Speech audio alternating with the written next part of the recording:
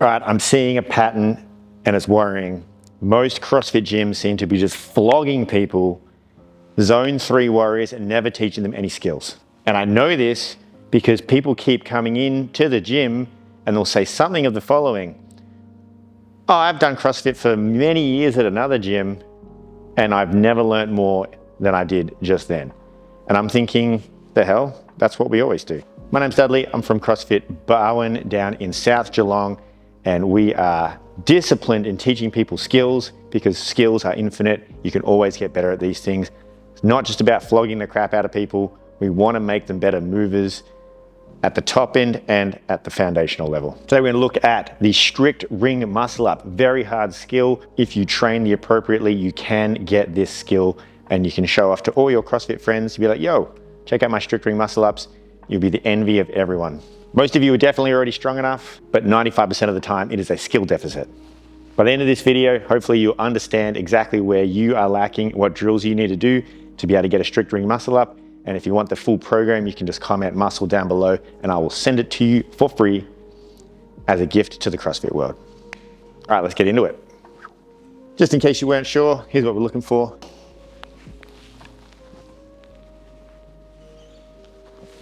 We're going to start off with the dip. Set up a low pair of rings. I'll show you exactly what you need. All right, I want to set up a pair of rings where the bottom of the ring is approximately the height of your shoulder. Okay, step number 1 is executing the perfect ring dip. Would you believe we're actually going to start with the dipping pattern, not the pulling pattern. The rings are very high because I want you to bring your center of mass down throughout the ring dip. Here's what I mean. Ideally, we're looking for something like this. I start at the top and I'm going to dip down where my feet are going to go nice and low. I'm going to press back out. Being in this world, work capacity over time, a lot of people end up doing dips where their hips don't actually go anywhere. So they're up and then they dip down and then come back up where my hip stays in the exact same spot. That's not going to happen on our ring muscle ups. We need to train dips appropriately. Here's what I think. 5 good, 10 better. Dips, tap the ground with the toes, and then you can move on to the next part. Get good at dips, then we have to look at our pulling action, which involves our false grip. We need to have a very firm understanding of the false grip. If we do not, you will never get a muscle up. False grip can be pretty uncomfortable if you're not used to it. So it just takes a bit of practice, get used to it, and then you'll love it. The false grip is essentially the same grip as when you are in the top of your dip or any part of the dip. So if I go to the bottom of my dip here, and then I can hold on and I do not let my hands move, I'm gonna come back around, and this is my false grip. You can see here that the ring is touching the edge of my wrist. A lot of people don't like it and they find it uncomfortable and they will offset this position with their wrist still bent, but then wonder why they can't transition over into the ring dip. You need to make sure that I am all the way through, physically touching the edge of the forearm. Cannot stress that enough. Has to touch here. If you're not touching here, you're not in a false grip. Correct.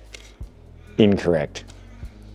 Once you've established how to get a false grip, we can start doing rows. Generally, I'll start from the top. I'm going to come down. I'm going to rotate my hands down, and then I'm going to pull into fingers, into armpits, and then come back. The further I can pull my hands back, the easier my muscle up's going to become. I want to try and get my fingers to go past my chest. Ooh, not to here, to here. Be very disciplined with your rows. Make sure you get your hands as deep as possible. I think fingers into armpits is always a good place to aim for. Eventually, we want to bring our ring rows to an elevated version. So I'm going to have my body near horizontal at the bottom, and I'm going to be pulling at the top.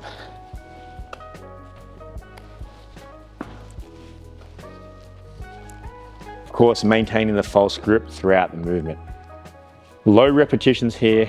Again, 5 is great, 10 is ideal. Work towards that over time. Once we've got our rows, once we've got our dips, we're looking pretty solid. We're gonna look at our transition. This is a part where a lot of people skip to this without having your foundations. Make sure your foundations are dialed. Here's my goal. I'm gonna set up my ring so when I'm completely standing on the ground, I am in the bottom of the dip. Cool, I've got a little bit of room here to play around with. I'm gonna start from the top. I'm gonna sink back, I'm gonna roll my hands inside. I've now got a false grip. I can come back, I can do my false grip, row back down, hands underneath me, roll back forward, and then I can start planning with my transition from a different angle. Sink, roll, false grip.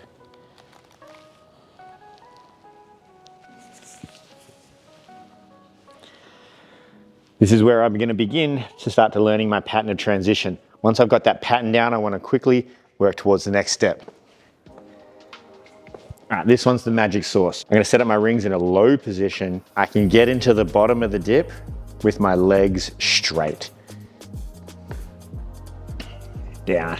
And I'm seated in this position. I'm going to end up back in this shape. Now from here, can make it easier by moving back.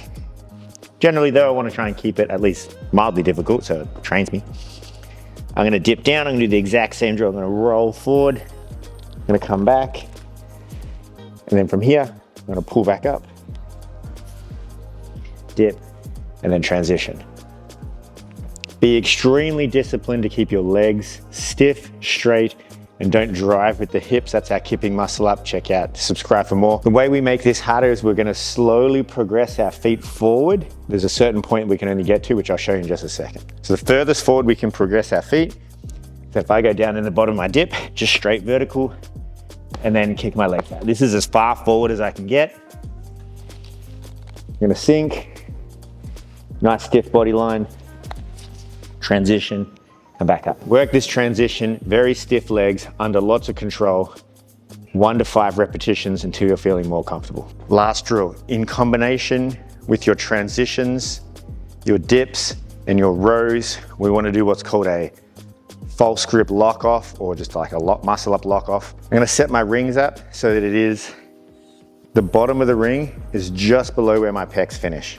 My chest muscles. This is the top of the muscle up position I want to try and maintain. So when I do my lock off in a second, it's going to set up under here. So this is super important. Frame the boobs with the rings. It's going to be my goal. So our goal here is to mirror the hardest position of our muscle up and train that. This is just for time. We're just looking for a static shape here. I'm going to grab my rings.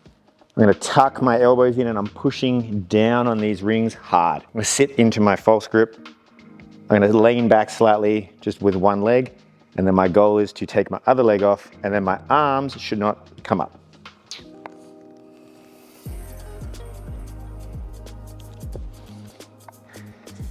Anything from 3 seconds up to 15, up to 30 seconds I've trained in the past. It's going to be super useful. That is the shape we need to get to when we're up on the high rings. Finally, you can do 10 great range of motion dips. You can do 10 great range of motion elevated rows. You can do 5 slow controlled transitions from a vertical position. And you can do 15 seconds on a lock off where your hands do not rise above your chest. You are ready to do a strict muscle up. You should, with that strength amount, definitely be able to do it. But if you struggle, definitely get someone to help spot you through that position. They can just adjust little positions at a time. A lot of people do move around through the hips. You just want to have a nice, stiff, straight body. A little bit of chalk, a little bit of false grip. Get it right in there. That's what she said. Turn the rings out. Stiff body line.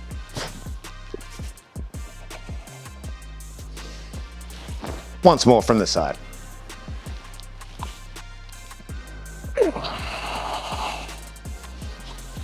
And there you go, ultimate muscle up guide. It is not as complicated as you need it to be, but it does take some work.